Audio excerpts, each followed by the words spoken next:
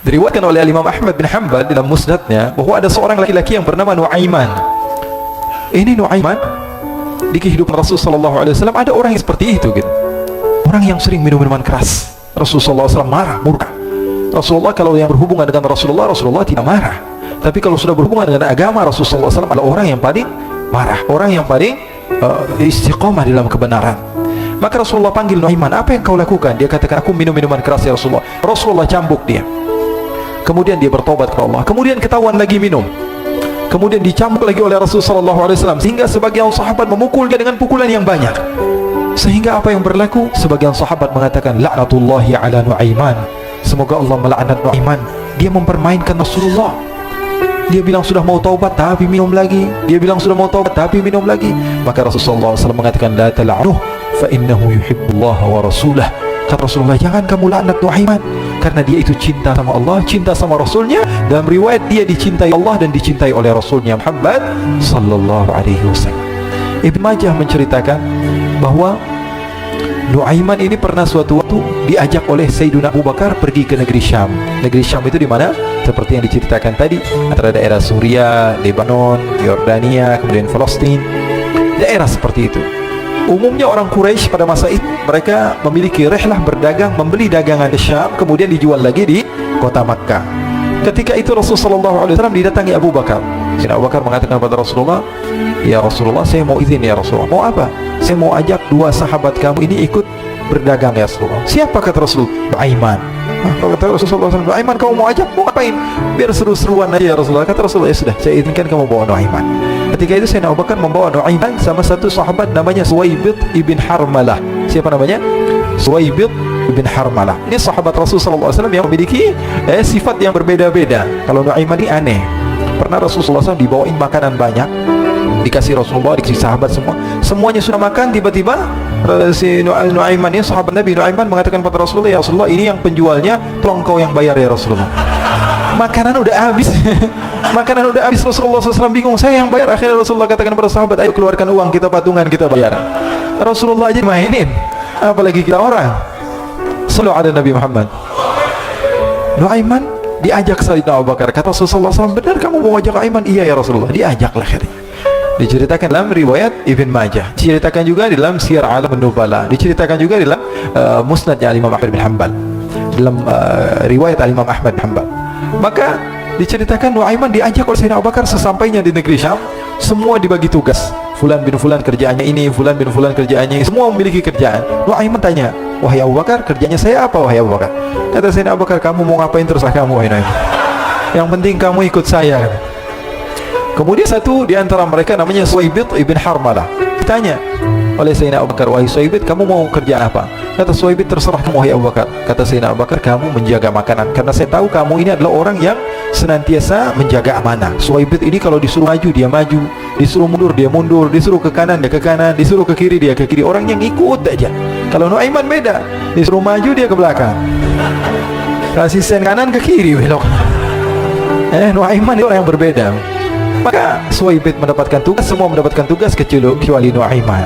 Sehingga ikhwani, apa yang berlaku, apa yang terjadi? Sayyidina Abu Bakar pergi sibuk dengan kesibukannya, sehingga datanglah waktu siang. Nuaiman sudah lapar. Nuaiman cari makanan.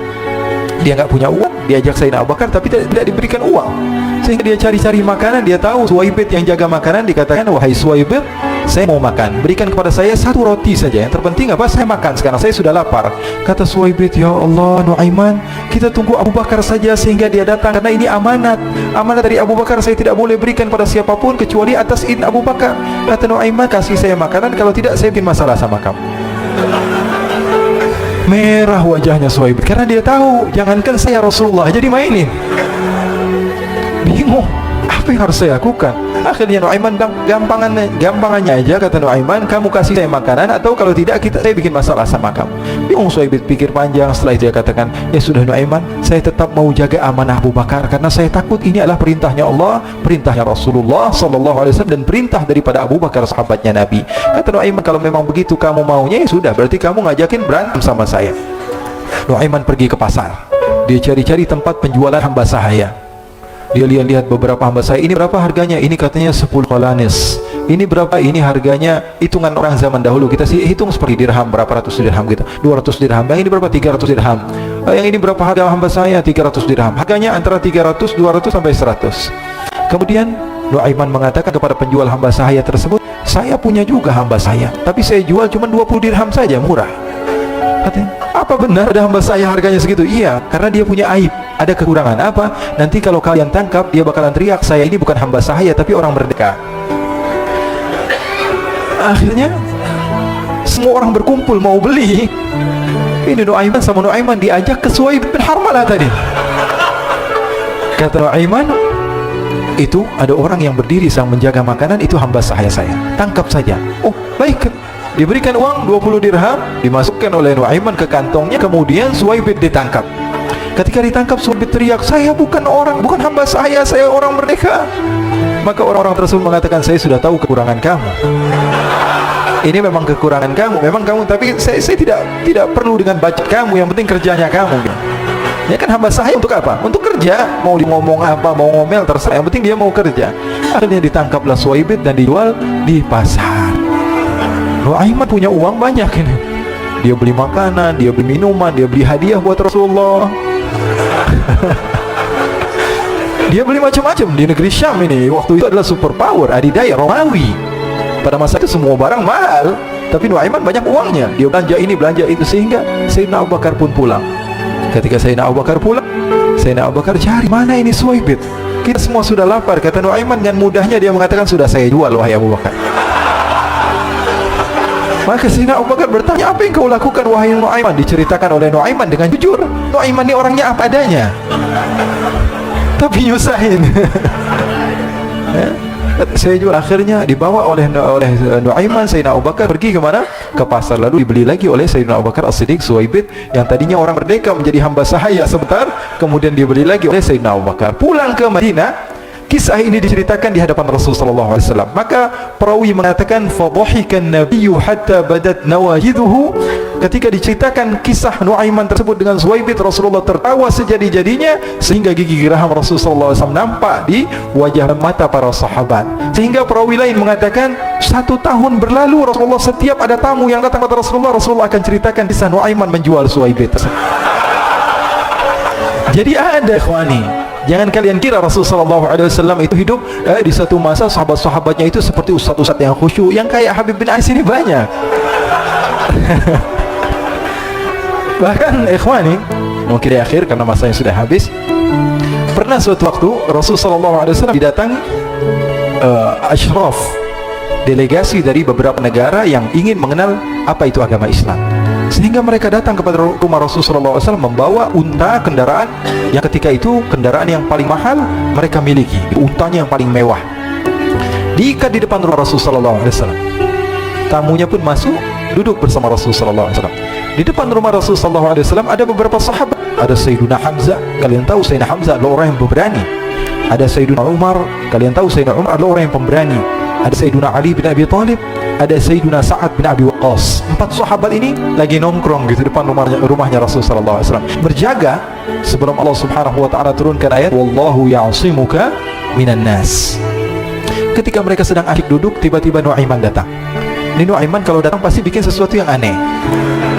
Bahkan dikatakan, tidaklah Rasulullah SAW dalam keadaan bersedih, kecuali Nuaiman datang Rasulullah akan tersenyum. Jadi sebagian sahabat itu senang kalau sudah Nuaiman datang, pasti Rasulullah bahagia. Tapi ketika itu Nuaiman datang, ingin duduk bareng Sayyidina Hamzah. Sayyidina Hamzah katakan pada Nuaiman, bercanda begitu, Nuaiman, kamu lihat unta orang datang dari luar Arab ini. Lihat, kata Nuaiman, ini besar banget, ini badannya besar gitu, dagingnya pasti banyak. Iya nih, kalau kita sate enak nih ntar malam, kata Nuaiman. Kata Sayyidina Hamzah, apakah kamu berani? Kata Nuaiman, saya berani aja asal kalian gak bilang sama Rasulullah. Kata Sayyidina Hamzah, benar wahai Nuaiman, benar. Akhirnya Sayyidina Hamzah lupa masalah itu, cuma bercanda-bercanda saja. Sayyidina Hamzah lagi asik sama Sayyidina Umar, Sayyidina Ali. Tiba-tiba apa? Ternyata ketika dia melihat unta tersebut sudah pisah antara kepala sama badannya. Nuaiman mengatakan, wahai Hamzah, ini unta saya sudah potong, saya mau pergi sebentar, kalau Rasulullah cari saya, tolong jangan beritahu di mana saya. Nanti kalau keadaan sudah aman, mari kita nyate bareng-barengan. Ini ada yang seperti itu di zaman Rasulullah SAW. Maka dia pun berlari. berlari dan berlari mencari satu tempat supaya Rasulullah SAW dia selamat daripada Rasulullah SAW. Sehingga Sayyidina Hamzah bingung, ini kalau Rasulullah keluar gimana? Ada Hamzah Asadullah, ada Ali bin Abi Thalib, ada Umar, tidak bisa jaga kendaraannya, tamunya Rasulullah SAW. Akhirnya benar apa yang terjadi, ikhwani. Rasulullah SAW tamunya mau pulang. Ketika dia buka pintu tamu melihat apa? Untanya sudah begitu. Maka teriak, "Wa naqatah, unta kami wahai Muhammad. Baru mau kenal Islam, unta kami, kendaraan kami sudah dibuang."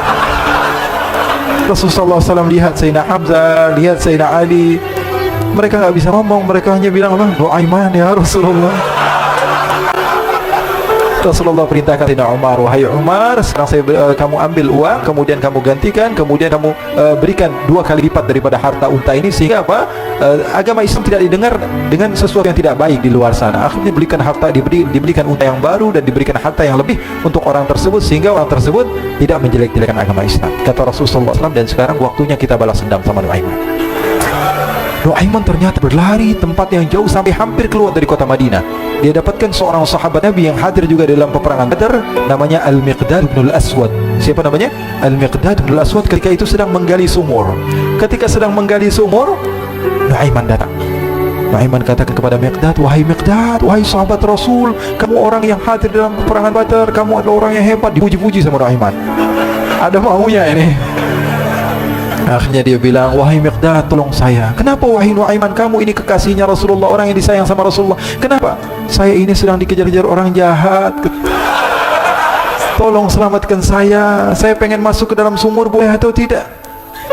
Kata Miqdad, "Siapa yang mengejar kamu? Pokoknya saya dikejar sama orang-orang. Kamu mau atau tidak selamatkan saya?" Kata, "Sudah, selagi kamu itu adalah sahabat Nabi, silahkan kamu masuk."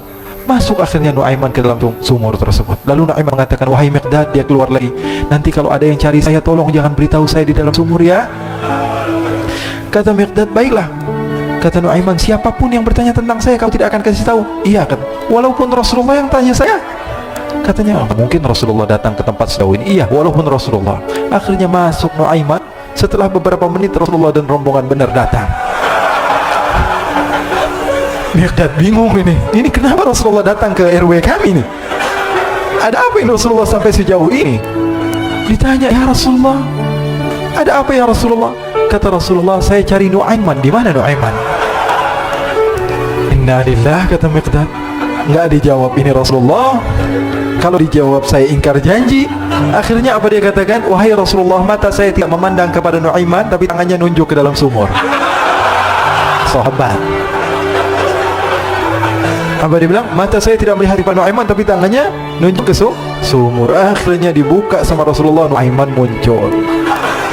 Kata Rasulullah, "Nu'aiman, kamu bikin malu saya, wahai Nu'aiman." "Ya Rasulullah, yang bersalah bukan saya, tapi orang yang mencari saya bersama kamu, ya Rasulullah." Akhirnya Rasulullah nengok, siapa? Ternyata Nu'aiman sudah lari kabur. Sallu ala Nabi Muhammad. Kisah-kisah seperti ini sebenarnya banyak sekali, ya. Ini menunjukkan kepada kita bahwa kehidupan Rasulullah itu begitu indah. Rasulullah SAW, kalau kamu mau menjadi orang yang baik, contoh Rasulullah. Mau menjadi bapak yang baik, contoh Rasulullah. Mau menjadi pemimpin peperangan yang baik, Rasulullah. Mau menjadi murid yang terbaik, contoh Rasulullah. Bagaimana akhlak Rasulullah. Mau menjadi suami yang baik, contoh Rasulullah. Dalam segala hal, apapun itu Rasulullah SAW adalah makhluk yang paling terbaik.